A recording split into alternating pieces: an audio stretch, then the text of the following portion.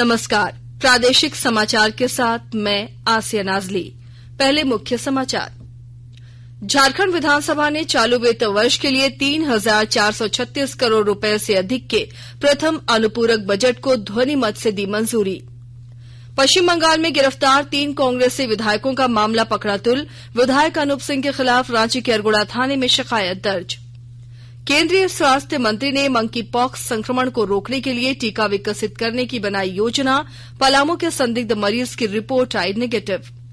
और 22वें राष्ट्रमंडल खेलों में आज लॉन बॉल स्पर्धा में भारतीय महिला टीम ने पहली बार जीता स्वर्ण, झारखंड की 2 खिलाड़ियों का रहा अहम योगदान। और अब समाचार विस्तार से। झारखंड विधानसभा के मॉनसून सत्र के तीसरे दिन आज चालू वित्त वर्ष के लिए 3,436 करोड़ रुपए से अधिक के पहले अनुपूरक बजट को ध्वनि मत से मंजूरी दे दी गई। इसके साथ ही आजसू पार्टी विधायक लंबोदर महतो द्वारा अनुपूरक बजट पर लाए गए कटौती प्रस्ताव को नामंजूर कर दिया गया। अनुपूरक बजट पर चर्चा के बाद सरकार की ओर से जवाब देते हुए वित्त मंत्री रामेश्वर उरांव ने कहा कि यह बजट राज्य हित में है। उन्होंने कहा कि मूल बजट के समय कई चीजें छूट जाती हैं, जिसे अनुपूरक के माध्यम से पूरा किया जाता है। इसमें स्थापना मद में 556 करोड़, योजना मद में 1,436 करोड़, केंद्रीय योजनाओं के लिए 197 करोड़, केंद्र प्रायोजित योजना में राज्यांश मद में 1,007 करोड़ और केंद्रांश में 252 करोड़ रुपए का प्रावधान किया गया है। उन्होंने कहा कि अनुपूरक में पंचायती राज विभाग के लिए 624 करोड़ और स्वास्थ्य विभाग के लिए 465 करोड़ रुपए का प्रावधान किया गया है। सरकार के अनुपूरक प्रस्ताव से राज्य के राजकोषीय स्थिति पर कोई असर नहीं पड़ेगा। बेहतर वित्तीय प्रबंधन से हम इसकी भरपाई कर लेंगे। पश्चिम बंगाल में गिरफ्तार 3 कांग्रेसी विधायकों का मामला तुल पकड़ने लगा है। इस संबंध में कांग्रेस के एक अन्य विधायक अनूप सिंह के खिलाफ रांची के अरगोड़ा थाने में शिकायत दर्ज कराई गई है। थाने में दिए गए आवेदन में दीपक राव सिंह नाम के व्यक्ति ने ये आरोप लगाया है कि कांग्रेस से निलंबित विधायक डॉक्टर इरफान अंसारी, विक्सल कोनगाड़ी और राजेश कच्छप को एक षड्यंत्र के तहत बंगाल पुलिस के हाथों गिरफ्तार करवाकर जेल भेजा गया है। इस पूरे षड्यंत्र को कांग्रेस विधायक जयमंगल सिंह और अनूप सिंह ने रचा है। आवेदन में आरोप लगाया गया है कि तीनों विधायक साड़ी खरीदने के लिए बंगाल गए थे, लेकिन उनके पास से 48 लाख बरामद कर उन्हें सरकार के खिलाफ साजिश करने के आरोप में गिरफ्तार करवा दिया गया। इधर पूर्व सांसद और विधायक इरफान अंसारी के पिता फुरकान अंसारी ने रांची में प्रेस वार्ता में कैश कांड में विधायक राजेश कच्छप, नमन विक्सल कोनगाड़ी और इरफान अंसारी के खिलाफ दर्ज कराए गए एफआईआर को सुनियोजित साजिश बताया है। पूर्वी सिंहभूम के उपायुक्त विजया यादव की पहल पर चाकुलिया प्रखंड निवासी सबर आदिम जनजाति के एक विद्यार्थी के चिकित्सक बनने का सपना पूरा हो सकेगा। विस्तृत विवरण के साथ हमारे संवाददाता। पूर्वी सिंहभूम के उपायुक्त विजया यादव की पहल पर चाकुलिया के बांकशोल गांव निवासी प्रसेनजीत सबर अब नीट तैयारी कर चिकित्सक बनने का सपना पूरा कर सकेगा। प्रसेनजीत सबर ने उपायुक्त से साप्ताहिक जनता दरबार में मुलाकात कर खराब आर्थिक स्थिति के कारण आगे निःशुल्क मेडिकल की कोचिंग की इच्छा जताई थी। उपायुक्त ने प्रसेनजीत की पढ़ाई को लेकर लगन देखते हुए आकाश इंस्टीट्यूट को पत्र लिखकर उसके निःशुल्क कोचिंग के लिए आग्रह किया, जिसे आकाश इंस्टीट्यूट साक्षी प्रबंधन ने स्वीकार करते हुए उसकी 1,75,000 रूपये ट्यूशन फीस माफ की। उपायुक्त ने टाटा स्टील फाउंडेशन से बात कर प्रसेनजीत के रहने की व्यवस्था कराई है। टाटा स्टील के लैंड डिपार्टमेंट के हेड अमित कुमार ने बताया कि टाटा स्टील फाउंडेशन द्वारा प्रतिमाह किताब एवं अन्य स्टेशनरी सामान के लिए 2,000 तथा रहने खाने के लिए 4,000 उनके बैंक खाते में देगा। राजेश कुमार लालदास, आकाशवाणी समाचार, जमशेदपुर। केंद्रीय संस्कृति और सूचना तथा प्रसारण मंत्रालय की ओर से 22 जुलाई से हर घर तिरंगा कार्यक्रम शुरू किया गया है। आजादी का अमृत महोत्सव के तहत देशवासियों में देशभक्ति की भावना जागृत करने और राष्ट्रीय ध्वज को सम्मान प्रदान करने के उद्देश्य से यह कार्यक्रम शुरू किया गया है। अब हर घर की छत पर शान से फहरेगा तिरंगा, गुनगुनाए जाएंगे नव विकास के गीत। आन बान शान का प्रतीक राष्ट्रध्वज तिरंगा। आइए आजादी के अमृत महोत्सव के पावन अवसर पर इस स्वाधीनता दिवस हर घर फहराते हैं तिरंगा और लेते हैं भव्य और सशक्त भारत के निर्माण का संकल्प। आइए हर घर फहराएं तिरंगा।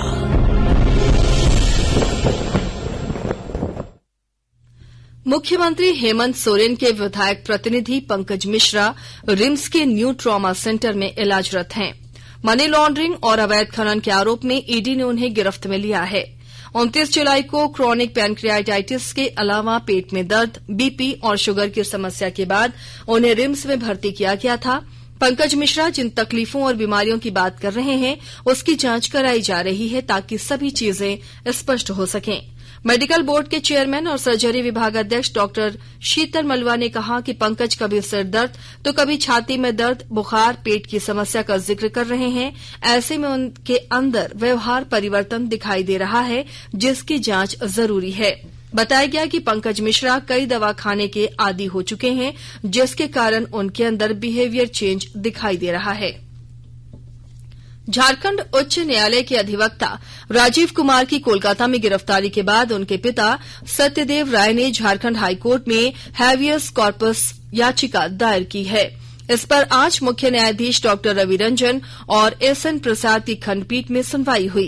कोर्ट ने सुनवाई करते हुए याचिका को नहीं सुनने योग्य करार दे दिया। अदालत ने कहा कि मामला पश्चिम बंगाल का है। कोलकाता पुलिस ने रिमांड की मंजूरी ली है और स्थानीय अदालत इसे देख रही है। ऐसे में यह सुनवाई झारखंड हाईकोर्ट में कैसे हो सकती है। हालांकि याचिका में अब तक दर्ज प्राथमिकी की सर्टिफाइड कॉपी पेश नहीं की गई थी, जिसे लेकर अदालत ने 1 सप्ताह का समय दिया। मामले की अगली सुनवाई 10 अगस्त मुकर्रर की गई है। प्रार्थी की ओर से स्टेट बार काउंसिल के अध्यक्ष राजेंद्र कृष्णा और एडवोकेट एसोसिएशन की अध्यक्षा रितु कुमार ने दलील पेश की। इस दौरान राज्य सरकार की ओर से महाधिवक्ता राजीव रंजन भी उपस्थित रहे। आकाशवाणी के ताजा तरीन समाचारों के लिए आप हमारी वेबसाइट newsonair.com पर लॉग इन कर सकते हैं। ताजा समाचार Twitter handle @AIR news alerts और Facebook page all India radio news पर भी उपलब्ध है। आप प्रादेशिक समाचार एकांश के Twitter handle @AIR news _Ranchi और फेसबुक, इंस्टाग्राम पेज तथा YouTube channel AIR news Ranchi पर भी हमारे बुलेटिन सुन सकते हैं। प्रादेशिक समाचार आप आकाशवाणी रांची से सुन रहे हैं और अब पेश है कोरोना से बचाव के कुछ संदेश। कोविड-19 से बचाव और सुरक्षित रहने के 3 उपाय। मास्क लगाएं, 2 गज दूरी है जरूरी, सुरक्षित दूरी रखें, हाथ और मुंह साफ रखें।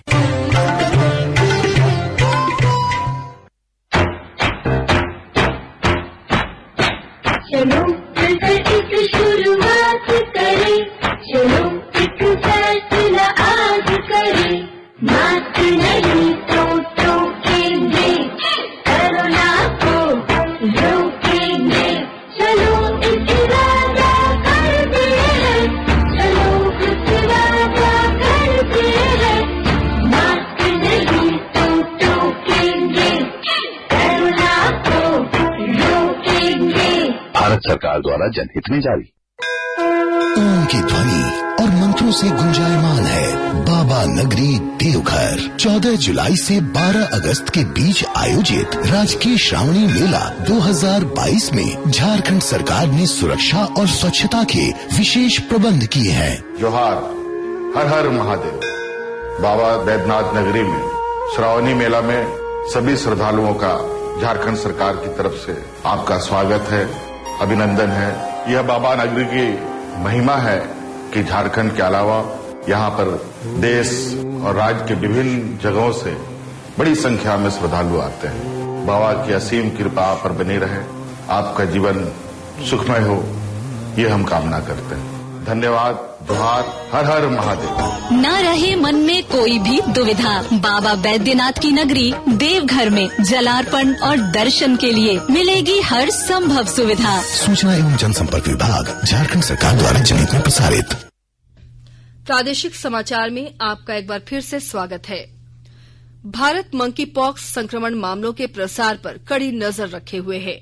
केंद्रीय स्वास्थ्य और परिवार कल्याण मंत्री डॉक्टर मनसुख मांडविया ने आज राज्यसभा में विश्वास व्यक्त किया कि भारतीय वैज्ञानिक शीघ्र ही मंकी पॉक्स संक्रमण को रोकने के लिए टीका विकसित कर लेंगे। डॉक्टर मांडविया ने कहा कि देश में कुल मिलाकर 8 केस डिटेक्ट हुए हैं। 8 केस में से 5 केस ऐसे हैं जिसकी हिस्ट्री फॉरेन ट्रैवल की है।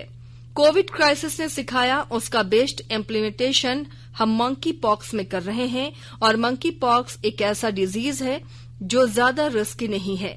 सभी थोड़ा सा भी सतर्क रहें तो उसे कंट्रोल किया जा सकता है। पलामू जिले में संदिग्ध मंकी पॉक्स से प्रभावित 54 वर्षीय महिला की जांच रिपोर्ट नेगेटिव आई है। यह रिपोर्ट पुणे स्थित जांच केंद्र से आने के बाद civil surgeon doctor John F Kennedy ने दी है। यह रिपोर्ट आज ही मिली है। इससे पहले जिले के चैनपुर थाना क्षेत्र के पथरा गांव की एक महिला में मंकी पॉक्स के लक्षण दिखने के बाद स्वास्थ्य महकमे में हड़कंप मच गया था। महिला को अलग वार्ड में भर्ती कर उसे निगरानी में रखा गया था। सिविल सर्जन ने बताया कि जांच रिपोर्ट के 6 दिन के अंदर आने से राहत की स्थिति है। महिला के नमूना 28 जुलाई को पुणे भेजा गया था। सिविल सर्जन डॉक्टर कैनेडी ने बताया कि आज पूर्व की भांति होगा और उसके भ्रमण पर कोई पाबंदी नहीं है। यह महिला को मौसमी जख्म हो सकता है। हाल के दिनों में कोरोना के मरीजों की बढ़ती संख्या को देखते हुए पश्चिमी सिंहभूम जिले में इस बार भी स्वतंत्रता दिवस समारोह के दौरान कोविड प्रोटोकॉल का पालन किया जाएगा। और अधिक जानकारी के साथ हमारे चाईबासा संवाददाता। हाल के दिनों में कोरोना के मरीजों की बढ़ती संख्या को देखते हुए पश्चिमी सिंहभूम जिले में इस बार भी स्वतंत्रता दिवस समारोह के दौरान कोविड प्रोटोकॉल का पालन किया जाएगा। आयोजनों में सामाजिक दूरी और मास्क के उपयोग के साथ साथ जारी अन्य दिशा निर्देशों का सख्ती से अनुपालन करने का निर्देश दिया गया है। चाईबासा स्थित पुलिस लाइन में आयोजित होने वाले मुख्य समारोह में भी सभी आमंत्रित आगंतुकों के लिए नियमों का अनुपालन करना अनिवार्य होगा। समारोह स्थल पर बैठने की व्यवस्था में डबल सीटर सोफा तक को वर्जित किया गया है और कुर्सियों के बीच 2 गज की दूरी के मापदंड का अनुपालन करने की हिदायत दी गई है। इसी प्रकार दर्शक दीर्घा में बैठने वाले सभी व्यक्तियों के लिए मास्क के उपयोग के साथ साथ अन्य सभी दिशा निर्देशों का पालन करना भी अनिवार्य होगा। जिला प्रशासन द्वारा लिए गए निर्णयों के अनुसार स्वतंत्रता दिवस से पूर्व जिले में स्थित सभी महापुरुषों की प्रतिमाओं की साफ सफाई और शहरों की साफ सफाई भी सुनिश्चित की जाएगी। दिलीप बनर्जी, आकाशवाणी समाचार, चाईबासा। 22वें राष्ट्रमंडल खेलों में आज लॉन बॉल स्पर्धा में भारतीय महिला टीम ने पहली बार स्वर्ण पदक जीतकर नया इतिहास रच दिया है। इस जीत में भारतीय महिला लॉन बॉल टीम में शामिल झारखंड की 2 खिलाड़ियों का अहम योगदान रहा। भारतीय टीम में शामिल झारखंड की रूपा रानी तिर्की और लवली चौबे ने भी शानदार प्रदर्शन किया। भारतीय टीम ने दक्षिण अफ्रीका को 10 के मुकाबले 17 अंक से पराजित किया। केंद्रीय युवा मामले और खेल मंत्री अनुराग ठाकुर ने कहा है कि मेधावी खिलाड़ियों को पेंशन योजना के तहत 820 पूर्व खिलाड़ियों को 12,000 से 20,000 रूपये तक की मासिक पेंशन प्रदान की जा रही है। लोकसभा में एक प्रश्न के लिखित उत्तर में मंत्री ने कहा कि पिछले कुछ वर्षों में पूर्व खिलाड़ियों की पेंशन राशि में वृद्धि की गई है। पिछला संशोधन जून 2018 में किया गया था और इस राशि को पहले की मौजूदा राशि से दोगुना कर दिया गया था। रांची से सफर करने वाले यात्रियों के लिए खुशखबरी है। रांची रेल मंडल से चलने वाली रांची चौपन एक्सप्रेस रांची बनारस के अलावा कई ट्रेनों का दोबारा परिचालन होने जा रहा है। इसके लिए रेलवे ने हरी झंडी दे दी है। रेल मंडल की ओर से पूर्व में कई ट्रेनों का परिचालन तकनीकी कारणों से रोका गया था। एक बार फिर इन ट्रेनों को चलाने को लेकर रेलवे की ओर से हरी झंडी मिलने के बाद रेल मंडल ने परिचालन शुरू करने का निर्णय लिया है। और अब कुछ संक्षिप्त खबरें। गुमला के अनुमंडल पदाधिकारी रवि आनंद द्वारा लघु खनिज, बालू, बोल्डर, चिप्स और ईंट की बिक्री मूल्य का निर्धारण किया गया है। सिमडेगा जिले में ठेठेटांगर पुलिस ने अंतर्राज्यीय लूट गिरोह के 4 सदस्यों को गिरफ्तार किया। रामगढ़ जिले के मांडू थाना क्षेत्र से पुलिस ने अवैध शराब तस्करी में 2 आरोपियों को हिरासत में लिया है। लातेहार जिले के महुआडार प्रखंड में 1 से लेकर 7 अगस्त तक विश्व स्तनपान सप्ताह को लेकर रैली का आयोजन किया गया। और अब अंत में मुख्य समाचार एक बार फिर। झारखंड विधानसभा ने चालू वित्त वर्ष के लिए 3,436 करोड़ रुपए से अधिक के प्रथम अनुपूरक बजट को ध्वनिमत से दी मंजूरी। पश्चिम बंगाल में गिरफ्तार 3 कांग्रेसी विधायकों का मामला पकड़ा तुल। विधायक अनूप सिंह के खिलाफ रांची के अरगोड़ा थाने में शिकायत दर्ज। केंद्रीय स्वास्थ्य मंत्री ने मंकी पॉक्स संक्रमण को रोकने के लिए टीका विकसित करने की बनाई योजना। पलामू के संदिग्ध मरीज की रिपोर्ट आई नेगेटिव। और 22वें राष्ट्रमंडल खेलों में आज लॉन बॉल स्पर्धा में भारतीय महिला टीम ने पहली बार जीता स्वर्ण। झारखंड के 2 खिलाड़ियों का रहा अहम योगदान। इसके साथ ही आकाशवाणी रांची से प्रादेशिक समाचार का ये बुलेटिन समाप्त।